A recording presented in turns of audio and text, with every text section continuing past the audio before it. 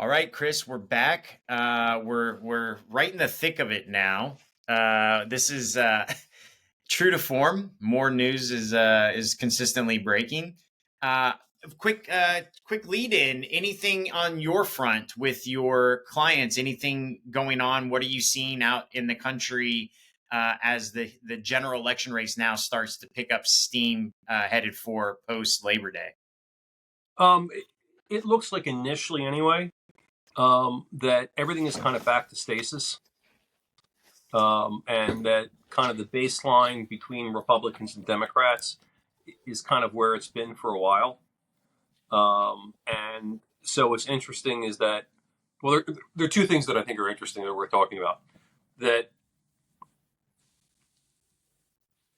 I thought on the surface of it, Harris had a very good convention. I think most people did. Didn't make dick of dick difference. And I think that there was some indication that it may have hurt her, because she had gained white men, and with the convention, she had lost white men. Whether that was kind of a sugar bump from being the new thing, and people go, "Oh, Harris," and then they go, "Oh, right, she's a Democrat," and people reverted to mean. I don't know the answer to that, but Walz clearly didn't help do anything. But I think there are two really interesting things that I saw, and actually I saw them this morning as I was kind of doing my News Digest stuff. That the New York Times wrote an article about Maine's 2nd Congressional District, which is traditionally important because its electoral votes count separately. It's one of the two districts that electoral votes count separately than the state, just because of the way state law is written. And it's a district that voted for Obama twice and voted for Trump twice. Is that Golden's? Is that Golden's district? Yeah, and it's a classic swing place. And the New York Times did, and it's lobstermen, it's water, it's all the thing. And the New York Times did a article about what voters are concerned about. And Matthew Iglesias had a very funny article, and he says, "What a shock that lobstermen are interested in the very things that the New York Times are interested about: climate change, vibes, and."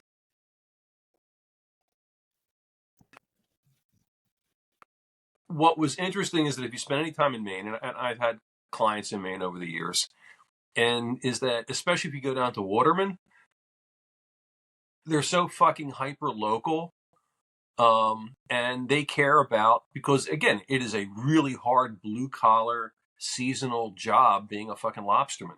Yeah. And if something goes bad, you starve, you're out of business, you're broke, and you got to survive the friggin' winter. And the idea that, people are concerned about, Harris's vibes or even climate change, what they're really worried about, or traditionally they're worried about water rights and halls and, the cost of fuel and stuff that's really functional if you're a fisherman, because you've got a really kind of narrow window to make bank for the year. It's all their overhead. That's what they're worried about. Right. And so the idea that, I'm sure if you ask them, are you concerned about climate change affecting if you ask the question, are you concerned about climate change, affecting the harvest of lobsters? You would go, of course I am. Right. But they don't fucking care about that. Right. And so, but it was, I'm not going to say that these were made up conversations, but holy fuck, they sound like made up conversations. And the second part of that is that there was an article on CNN this morning that the DCCC, the campaign arm, and Democratic congressional candidates intend to run on vibes and not issues per se. Mm-hmm, mm-hmm.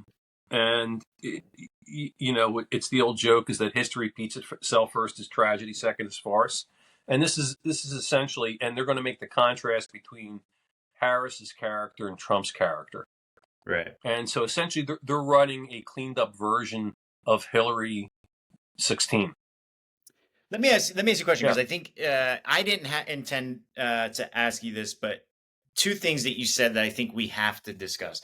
Yeah. So you talked about the reversion to the mean. Maybe actually, Kamala wasn't as helped by the convention as possible. Mm-hmm. So I'm gonna start there with a question, and I'm gonna ask a second question because they go together. So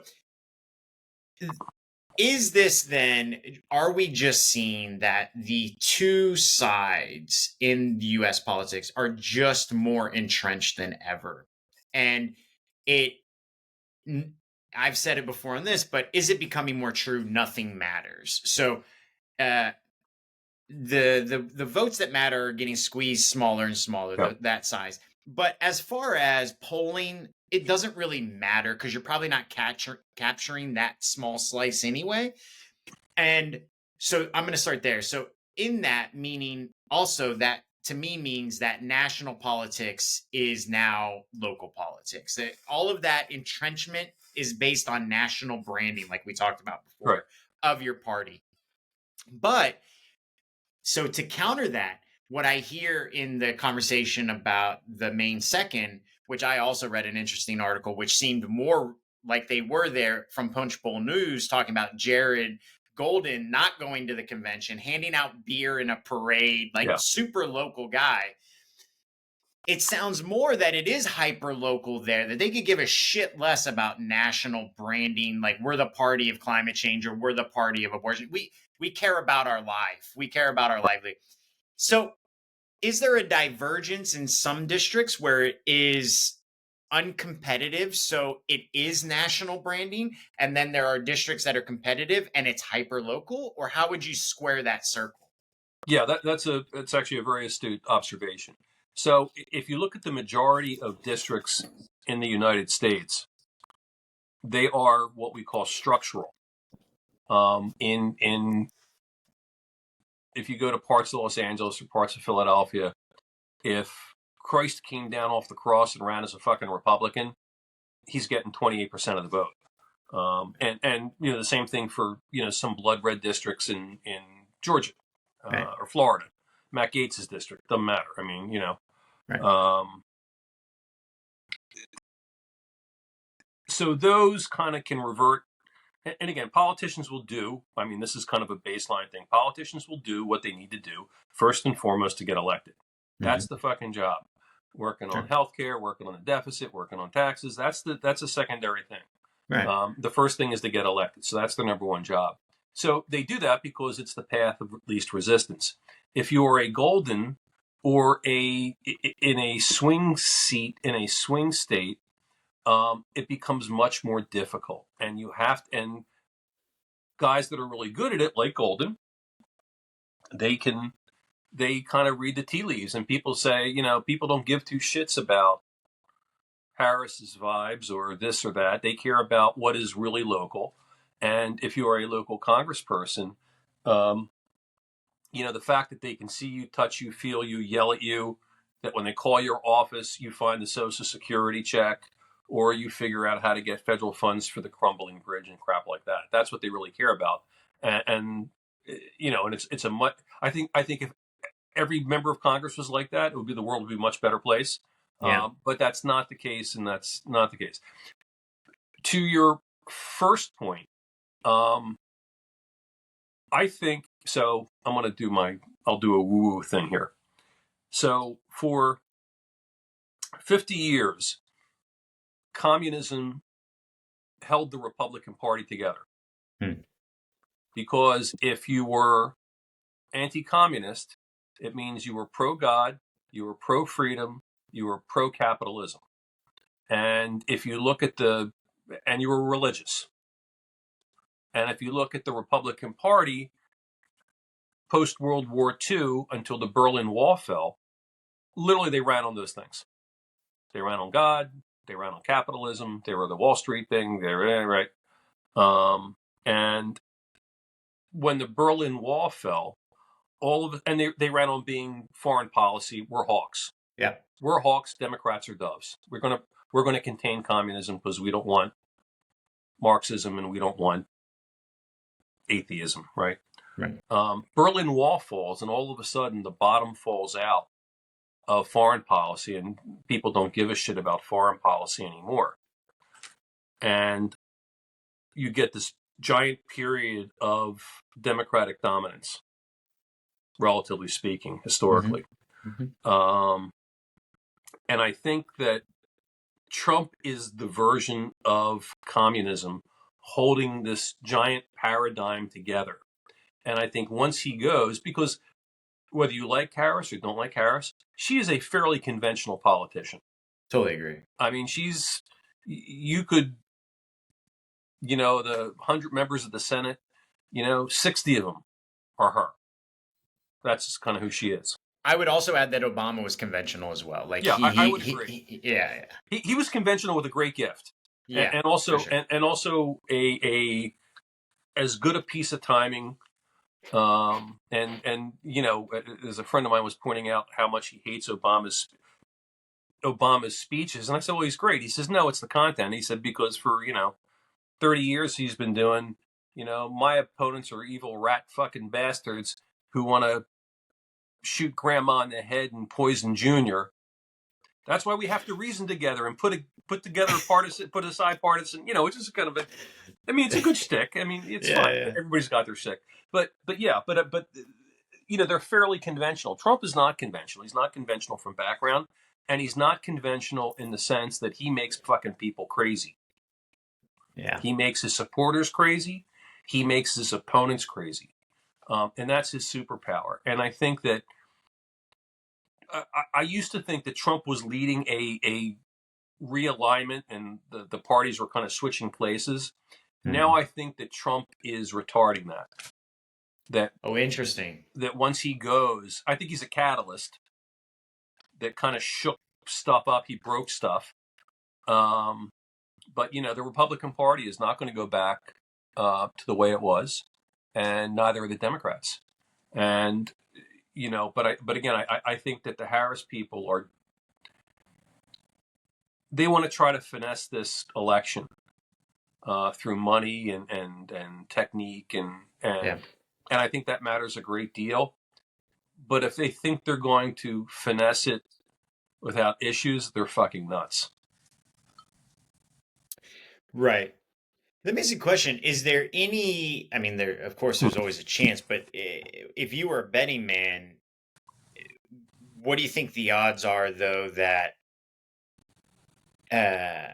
there is actually a more drastic reversion to the way things were post-Trump, that the sides actually reflexively bounce back to in response to the Trump experience? Yeah, I don't think it does, because the makeups, the Democrats, and it was happening, but Trump accelerated it. The Democrats were the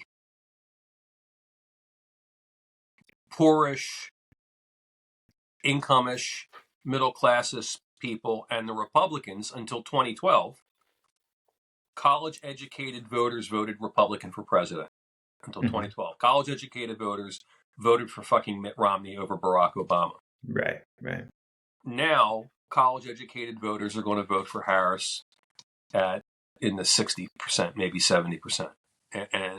And the same thing is that the Democrats' problems right now are with all working class Latino, but they're problems with men. Not college-educated men. And, probably everybody that most people I think we know went to college or went to have some kind of academic thing, but it's not even 60% or not even 40% of the country went to college. Right. It's like 30, 36, 32, depending on what it is. And so, so when I talk to people I come in contact every day, I'm talking to the freakazoids. I'm talking to the minority. Right.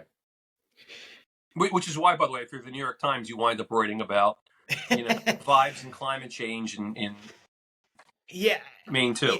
it's so interesting because as I look at the world, you don't have to be such a drastic head up your ass kind of version of things, right? Like Yeah. you could be a college educated person and realize that life is not at all like fucking academia. So let Yeah. it go. Do you know what I mean? Yeah. Talk to people about real life shit. Yeah. Um, but so let me ask you a question. Do you think part of the brand shift for college educated people um, has to do with cultural issues though, and especially abortion? Um, and the reason I say that, so that as of today, I saw there are 11 ballot initiatives across the country that have to do with abortion this year, two competing against each other in Nebraska, ironically enough. Um, if this ends up being such a loser for the Republican Party, will they abandon it?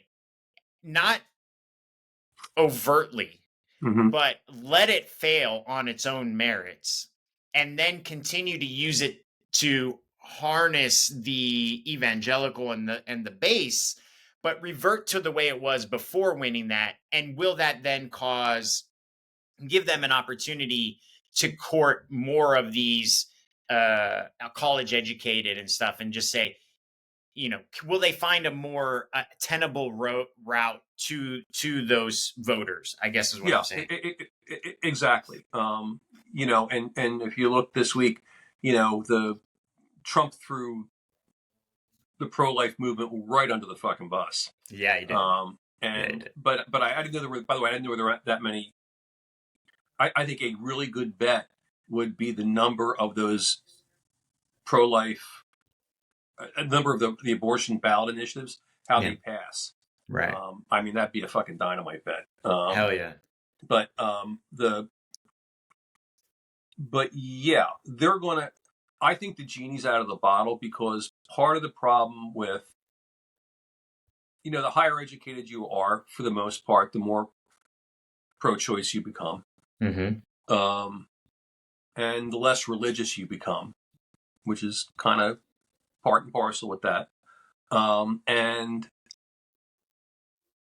I, I think Republicans aren't going to get college educated people back because of cultural signaling. I mean, if you just look at the amount of Republicans or self ID'd Republicans or conservatives in academia, it's a minuscule amount, and I think that they're not coming back anytime soon. What I think is most interesting is that they stayed Republican for so long. Interesting. There used to be a thing in around suburban. Philadelphia was very Democratic, but all the collar counties around it were all very Republican. Mm-hmm. And slowly they eroded for a lot of different reasons. But those kind of Republicans, we used to call them self-loathing Republicans. That they really hated fucking being Republicans, but by force of habit and status, they voted Republican. But they fucking hated voting. They hated voting for George Bush. They hated voting for Ronald Reagan. Yeah. And you could see them. You could see them like literally voters line up issue wise that they're not Republicans at all, but they're voting Republican. Right. And so it Right. was only a matter of time. And so, when Trump comes along, it was really easy for them to jump and become Democrats. So, so you probably know this. I mean, what I was told, Mhm. I don't accept it as true, but Yeah. certainly in a political science class, was that the Civil Rights Act was a calculated choice that LBJ knew would realign the parties in the South, and that he would lose the South to that the voters would leave Democrats after that in the South. Um, my first question is that true? Is that it was what I was taught or told by professors? Is that true? And second, how quickly did that realignment take place if it was true as a result of that choice? Yeah. It's one of the accepted premises of American politics and I think it's total bullshit. I Okay. think it's 100% bullshit, and here's why. That if the entire point was to realign politics, then you need to see a realignment. And you can't go Civil Rights Act of 1964 and we got Donald Trump. So Civil Rights Act of 1964, 1968, you get, and if you, let's just do, we'll start with presidential elections. It's pretty easy. 1968, the South all fucking votes for George Wallace. Okay. Yeah, of course. Yeah, he was a native son. And was, the strictest, most conservative in the Segregation. 1972, Nixon carries 49 fucking states, and so I'm not going to draw any conclusion to that. Right. 1976, so this is almost a decade after, Jimmy Carter carries the fucking solid South. Right. 1980, Reagan carries 49 states, so you can't draw. I mean, unless you want to say, Wisconsin is was affected by it. But then you kind of go 92 and Bill Clinton carries the South. And so that's just on the presidential level. Yeah. And Al Gore, if he had, and 96, Bill Clinton carries the South, less of the South. Right. But that's 30 fucking years. Right. And if you look at the U.S. Senate races, forgetting congressional races, but Senate races, big statewide races, in through the 90s, I always talk about this, that I famously, because I was starting out consultant, and so I took what I could get, and I had my fucking brains bashed in by these Democrat incumbent senators. Hal Heflin, Dale Bumpers, Fritz Hollings, that were all these, and these were guys that were active into the 2000s. Right. And you really didn't see this Republican changeover in the South literally until the mid 2000s. I mean, like 2006, 8, and then these states became very, very red. Was that a response to Contract with America that Gingrich kind of brought in? Was that that was 94, and that's another great lie that academics tell. Yeah. When you tested Contract for America, except Newt Gingrich and the National Republicans, nobody fucking ran on that, and most of the data on it was fake. Interesting. And what Republicans ran on was shit that we always ran on, like term limits and cutting taxes, which were in the contract. But you can't say.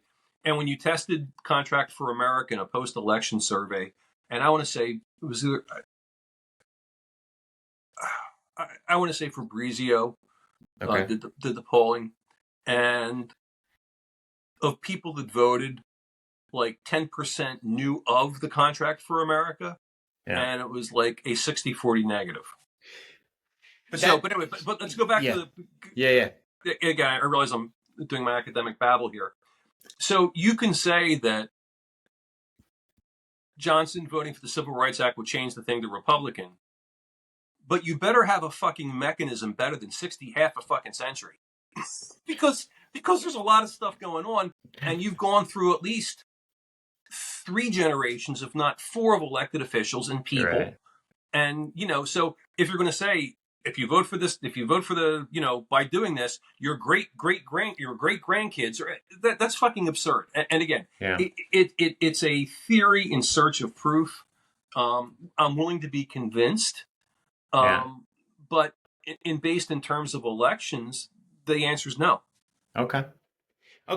I guess, I mean, it makes sense that it took time. I think all of these things...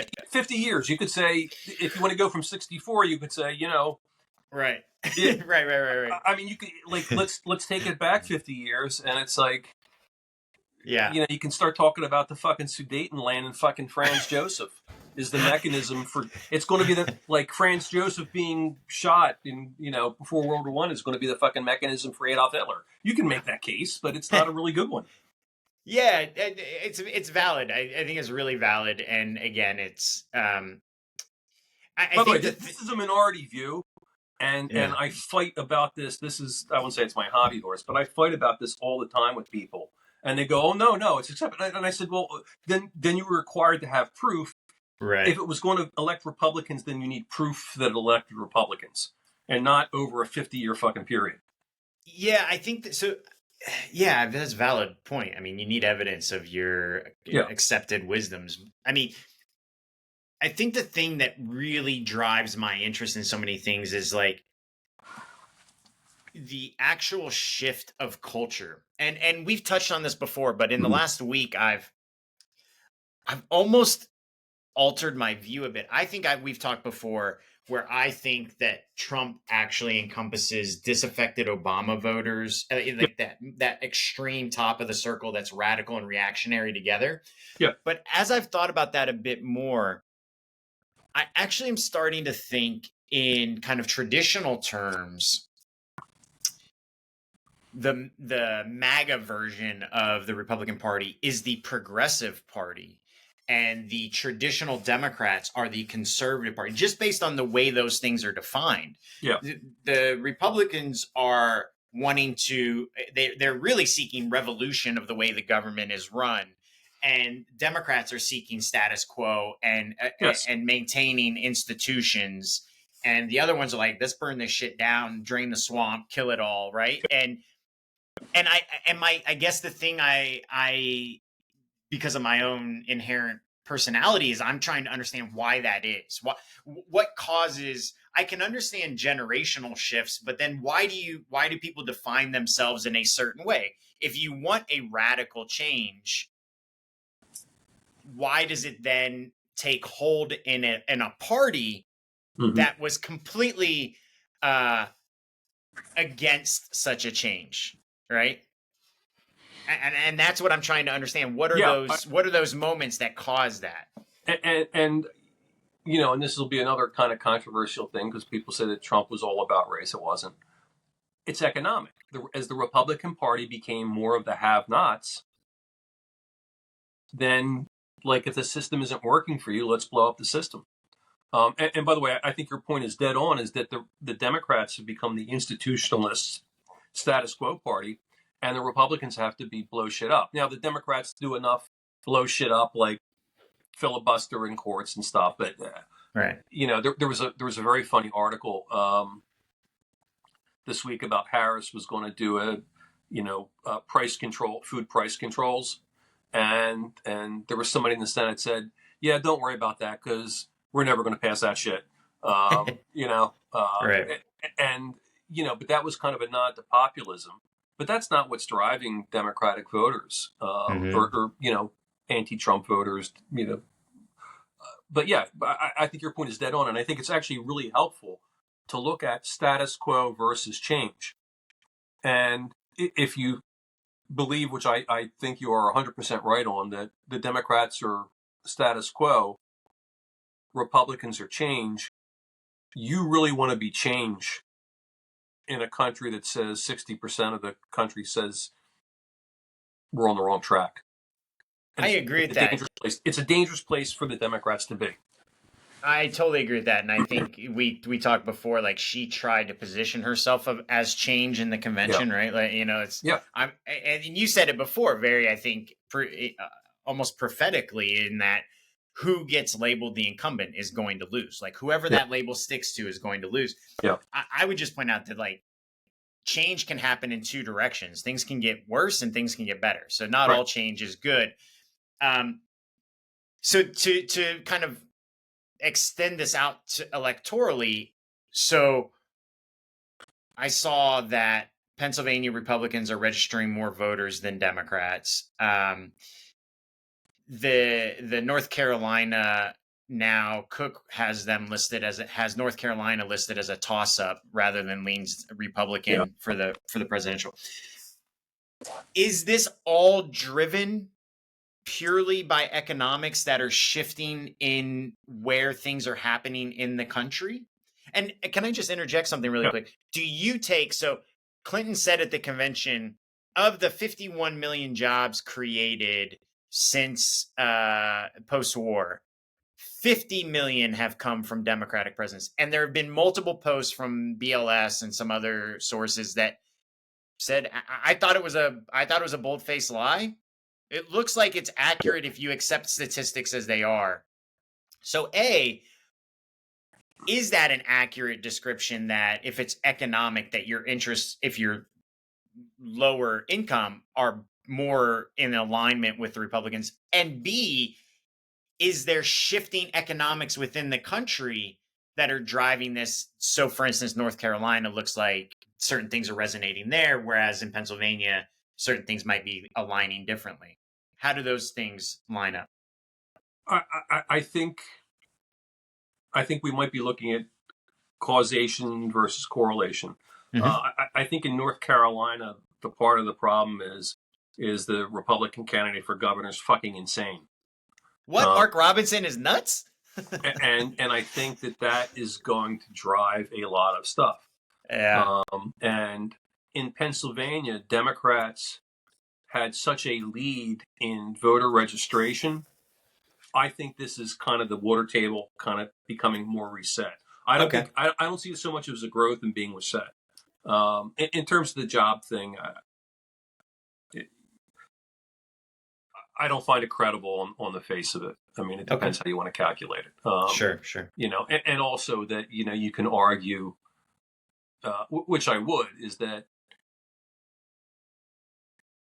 what happens in a previous administration, what would make a previous administration unpopular is probably good economics that the next guy gets to, you know. Sure. But it's a whole different argument. And again, I always call those drunken Facebook posts. Let me argue with people I grew up with for fucking 4 hours, you know, drinking cheap wine and arguing about, you know, something. But yeah. But I think in North Carolina. But by the way, it doesn't make both Pennsylvania and North Carolina. It doesn't make what's happening any less salient to the election outputs. And again, I mean, you saw that in Pennsylvania with Mastriano running for governor, you know, against Josh Shapiro, and you had Fetterman and Oz also on the ticket. And I could make the case that if Mastriano wasn't fucking insane and Oz crushed him, and Shapiro crushed him, Oz would have had a better chance than average of defeating Fetterman. Mm-hmm. You know, you can make that case that really matters. And I would argue, by the way, it matters more on the gubernatorial side than the Senate side. I mean, you can send a fucking ding dong to Washington and it'd be another ding dong. Right. But if this person is running your state, you want them to know what they're doing. Right. It's a valid. That's interesting. I mean, it actually leads to the next thing. So, and this might. Do you think that has a little bit to do with the branding of it? Right, like people, we paint with the same brush, right? So, if there's a crazy Republican gubernatorial candidate, we're going to paint all the other Republicans with that brush. Yeah. Okay, so in where was it? In Wisconsin? Where am I? Yeah, Wisconsin, there was a ruling. I don't know if you saw it. I just saw it today. They're keeping RFK on the ballot. So it'll probably be appealed. Who knows if that'll stand? But let's say it does stand. It seems to me that Wisconsin Democratic candidates are strong enough to be painting with a blue brush that is a good brand right now. And it seems to me that Kamala nationally has branded herself well enough. Does that make a difference for the campaign if RFK stays on the ballot in Wisconsin? I don't know. And here's what we can say generically about third party candidates is that they tend to poll well until the race is close or the election is close. And literally people see it as throwing away their franchise, because if it's like you may really hate, I mean, you may really hate Harris and you may really hate Trump, and you would say, fuck it, I'm going to vote for Kennedy. Right. But if your state is going to decide the presidency, you're going to say, do I really want to be a protest vote? Right. Most people go no because most people are really practical and functional. Yes. Yes. Having said that, if you give people an out, if by election day Harris and Trump both have negatives in the mid 60s, you could see some leakage. And Mm. the question is, where is the leakage? You know, I think that depending upon the state, but I think that Kennedy votes are probably 3-2 more likely to go for Trump.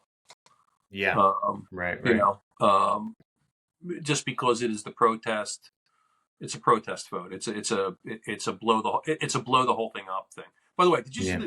did you read uh, the New Yorker excerpt? Because apparently, I mean, this is why politics is so fun. You know where I'm going with this This is is that about the whale. yeah, but like where it came out of it is like it only became out of it was because J Lo is getting divorced from Ben. Affleck, and this is the new woman that Affleck is dating, who's a Kennedy, and she tells this fucking story about the fucking whale, and them wearing plastic bags with eyes and mouths cut out in the fucking, you know, and the whale juice Yeah. is dripping down into the station. For I sure. mean, you know, so Did we talk about this in the last episode? no, we talked about like the bear thing, and that there was no doubt that like there was a campaign thing that like contribute money and Right. win a Teddy day bear. of falconry with RFK, and I said there's no doubt that that means you're going to be stuck on a fucking island running for your life as he Oh tries to yeah. hunt you down. The most Yeah, dangerous game. That's right. but Actually, how yeah. fucking insane is he? Dude, I mean, after the last episode, I must have done it myself because I wrapped it up and I threw out that story. So we definitely need to talk yeah, about it. And our thumbnail on YouTube actually has a dolphin is like, I support this message or something. It's like, I mean, I it's mean, great. It's great. did you? So I guess you read it. I just read an excerpt as well. I didn't realize that she's dating Ben Affleck. That's amazing. Um, the interesting thing about it for me was that she's so nonchalantly, so blasé. She's like, "Well, my dad collected animal skulls and skeletons," and I'm thinking to myself, "Who does that?" Like, it's one thing if you killed it. Okay, Yeah, I can somewhat understand a trophy room. You did it, but yeah. like this thing just washed up on the shore. What are you going to do with that? Like, I don't understand it. Are you, donate it to the local marine museum or the, like And I think it's so great that like her telling that the dysfunction, like that's a normal thing. This is what people, right?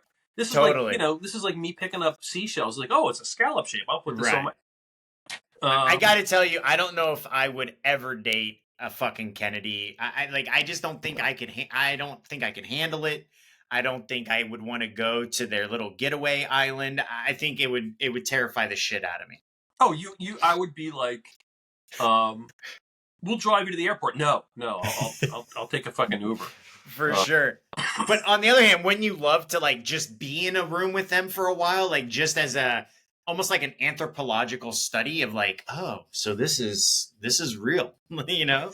there is a photo. There is a color photo of the Kennedys at their compound, Hyannisport fucking Yeah. compound. I want to say that it's from like 1958 or something. It might Right. be 1959, but it's in color. And they've all got these weird preppy color clothes, and old man Joe Kennedy's there, and it looks like the fucking it looks like the fucking Adams family. I mean, Holy it's really shit. worth googling because it's like you would be like, holy shit, get me the fuck out of here. I mean, listen, I hesitate to say this because I don't want to bash on anybody, Yeah, especially this kid in particular, but have you seen, and this is not a partisan statement, but have you seen the family photo of the Trump family with Barron? I mean, no, this kid also looks like Lurch, what was yeah, he Lurch. looks like, I mean, he's got to be 7 something feet Yeah. tall, which and that one is off putting as well, I will say. Um okay, so one other thing I wanted to bring up because we hit on some really important swing states, Wisconsin, we now know RFK. There's probably not a very big whale decapitation club in Wisconsin, so he might not get many votes. Might not matter. Is Trump worried about Georgia? You see how he's like bent the knee to Brian Kemp. Brian Kemp, by the way, suddenly became my hero. The first person I've seen Trump do what other people do to Trump. It's like talk shit and then come back and apologize, kiss the ring, and play nice. He did that to Brian Kemp. There must be internals that are like, we're gonna lose Georgia. You need to go. You got to quit saying bad things about the governor. People like him, and you need to go play nice with him. Am I wrong?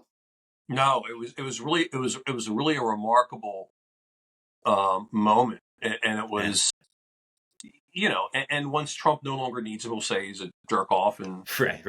but he definitely bent the knee, Yeah. and I mean, Kemp is another one of those guys that I didn't think much of. I friends that did his first campaign, and I didn't think much of him because he's got that kind of country talk, which we kind of culturally see as unintelligent to begin with. We'd like anybody that sounds like Gomer Pyle can't be fucking smart. I mean, and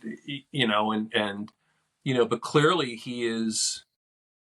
In 2018, he ran a really good campaign, smart campaign, and beat Stacey Abrams, who she lost it. He didn't so much win it, but he was in a position to win it. Yeah. When she blew herself up, no pun intended. And but he won a fairly easy reelect in a rematch against Abrams. Yeah. And kind of survived. Basically he was the guy that stole the election from Stacey Abrams, who 2 years later morphed into he's the guy that protected democracy from Donald Trump. Yeah. Same policies, but but he's really kind of an interesting tale. Yeah. But he's popular because he does stuff that is good for the state, and Georgia isn't Buford T. Justice saying, "Boy, you're in a heap of trouble." It is. I mean, Atlanta's incredibly cosmopolitan and hip, and you've got giant movie studios down there, and and and they survived a bunch of stuff that would have beaten mere mortals, like MLB leaving. Yeah.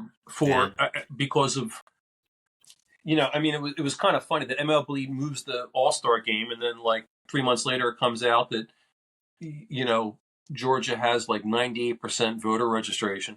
Yeah. And and I think there was an abortion thing too that turned out not to be what it was purported as. But he's obviously savvy. He's savvy enough that Trump has to bend the knee, which is fucking. And I think it says a lot actually about once you become electorally safe, which is a really interesting thing about some of the people that have bent the knee to Trump. I think they have aspirations and they don't see a path other than through Trump. Mm-hmm. And Brian Kemp, I think, whatever his aspirations are, he doesn't see it running through Trump. So he has a healthy dose of doesn't give a fuck. And that is I think he's a real example he should be a real example to other politicians, how much that mentality can actually get you power, if you are in a position to be able to back it up. He took care of business and didn't chase the shiny object. That's right. Stayed focused on his game. Right. All right. Well, the last thing I wanted to throw out, the two quick things. So we didn't talk last week. Bill Pascrell passed away, and obviously Sheila Jackson Lee passed away previously. Any effect? Sheila Jackson Lee and Bill Pascrell, I don't think, based on where their districts are, it affects the map in any way. But your home state-ish, right? Jersey, Philadelphia area. Yep. Anything you think? Any shifts there in that district? No, I don't think so. It's too democratic. I mean, the question is going to become, do you get a African American, do you get a Latino, or do you get another white dude? I mean, I think that's kind of interesting. And And since they redistricted everything 2 years ago, I'm not quite sure the makeup of that district anymore. I used to be able to Okay. tell you, but I couldn't. But Do you know how it works now? So because of when he passed away, does Phil Murphy now appoint another person and then they run a no, special, no, or it's just they? going to be um, the office kind of runs itself, and it will be and what they will probably do is after the November election, they'll probably swear in that person early. Oh, I see. Okay, so he was running for re-election, right? So now Yeah, somebody else can run in that place in right, right. in his place. Got it. And a lot of it's going to be kind of county party line. Actually, I don't know. Actually, it's a question because since they dumped the party line thing in Jersey on, Yeah. they dumped the party line in some places. Yeah. But basically what they'll do is they'll swear that whoever won in early. Got it. Okay. And then the other thing I wanted to throw out there was, are you tracking this? I don't know that you and I ever talked about the Miriam Adelson Congressional Medal of Presidential Medal of Freedom's better than the Congressional Medal of Honor shit, but fresh off that scandal, which nobody gives a shit about. But by the way, I am happy to report I have no idea what you're talking about. Get the fuck Yeah, really? Okay, so in some remarks, in my opinion, very akin to was it Lott that like said nice things about Strom Thurmond on his yeah, birthday and then lost his leadership post. yeah, Very akin to that. Uh, Trump was somewhere and Miriam Adelson was sitting in the audience, and he goes on about, oh, I remember Sheldon Adelson and how proud he was when I gave her the Presidential Medal of Freedom. And then he says, Presidential Medal of Freedom, same as the Congressional Medal of Honor, just for civilians. In many ways better because, the soldiers come in, they're all shot up, oftentimes dead. And here's Miriam, this beautiful, young, healthy woman. I swear to God, that's almost fucking verbatim. So, if somebody could write me a check for $200 million, I would be fucking saying that shit too. I mean, well, totally. I mean, listen, politically, get it, right? Like, that's why she got the Presidential Medal of Freedom, yeah, was because she's a fundraiser. That's the only yeah. fucking reason.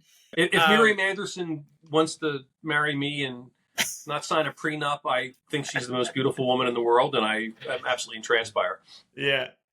Okay, so that was like a week or two ago that scandal came out. And then now, have you seen the picture that his campaign took at Arlington National Cemetery? And apparently they assaulted one of the grounds, there's a term for them, but one of the cemetery officials, because it's against the law. Only Arlington photographers are allowed to shoot there. They had a campaign staffer do it. There's all kinds of crossover between federal law about mixing government business with campaigns. And this, no offense, but such fucking douchebaggery. He's giving a thumbs up at a headstone with Yeah. anyway, again, nobody's going to give a shit. If you're a Trump supporter, you're going to come out and be like, it's because he loves the troops. If you don't like Trump, you're going to come out and be like, see, he's consistently disrespecting the troops. But am I wrong in some way? Does any of this ever stick on anybody? It can. The Arlington thing, I kind of read the preliminary article, and I'm going to take this as a wait and see. Okay. Because it's not. I was confused by reading the article about who did what, Okay. and who filed the complaint. But no, honestly, I don't think it matters. Yeah. I mean, what was the guy's name? Vindeman? Yeah, Vindman? No. Yeah. Yeah. Who kind of was like supposed to be this, who kind of him and his wife have become these kind of vitrolic partisan figures. But by the way, here's what did matter. And in 2016, Trump dissed somebody or something, and Hillary did this spot with the parents of this dead soldier, who I believe was Sikh, or I don't know, might be Indian. The Khans, yeah. The Khans. That was an incredibly powerful spot that hurt Trump immeasurably. And that was a really damaging thing. And of course, the Hillary campaign, being the Hillary campaign, fucking pulled it, and we never saw the fucking Khans again. I mean, I would have been running all cons all the time. Here's a half Right. hour of the fucking cons. Right. But it really hurt him. It tested really well, and you could see in survey work it was really hurting him. So of course they pulled it to do, you know, what they going back to the New York Times thing. What they wanted to hear is that, you know, Orange Man said bad shit about women, which everybody fucking knew and nobody, it was Right. baked in. Him Right. saying bad stuff about a war hero Right. was new, and it was Right. definitional. I mean, right? I mean, if you if you have a friend who likes the New England Patriots, and you kind of go, Patriots suck, Belichick's a jerk off, they're a cheater, Kraft should be in jail. You kind of go, all right, it's not particularly interesting, Right. or it's not new. It's not going to change my opinion of them. But if you changed it to say, this same person has this huge S&M porn collection in his fucking library. When you walk into his house, you would Right. go, wait a minute, right? Yeah. Right. I Right. mean, Right. one is kind of baked in. You kind of know this guy is Yeah. obnoxious about the Patriots. It's a terrible metaphor, but is obnoxious about the Patriots. But you learn something else new about him, which kind of changes your opinion. Yeah, it's funny that you say that because I think the reason people accepted what he said about John McCain is that John McCain was no longer seen as a soldier. He was seen as a politician, so he was fair game. And it's a different case to then extend that to a young man who died in a roadside bomb in Iraq. I think it was Iraq. And then grieving parents of that, right? And I agree that was so new. It's interesting. I don't think it is now. I think people are Yeah. like, he said they're all losers and suckers in Normandy or whatever. Like, people are like, whatever. I don't know. Did he not? Okay. Probably doesn't matter. It's an interesting story, Yeah, especially on the heels of the Congressional Medal of Honor one. Like, yeah, and I also think the McCain thing, because McCain. Well, how about this? I do hold it against him because McCain was a client. Yeah. But I think that part of the also difference is that McCain was an adult and gave as good as he got. Right. Right. The fact that he in death, McCain fucking dissed Trump. Yeah. Yeah. By purposely not inviting the only president not invited to his. It says something. You gotta love "fuck you" from the grave. I mean, that's kind of like. Anyway, all right. Let's wrap it up with one thing really quickly. Coming up, we have Massachusetts, Delaware, Rhode Island, and New Hampshire primaries contests. Anything to look for in any one of those? Not Massachusetts. There's some interesting local stuff in Massachusetts, but not really. Yeah. New Hampshire's interesting. Let's see what the incumbents get as a percentage of the vote, because New Hampshire still swings both ways. And the gubernatorial, Kelly Ayotte and stuff, that might be a little bit of an indicator too. Yeah. All right, I'll see you next week. Thank you, Chris. All right, man. Thank you. We're out of here.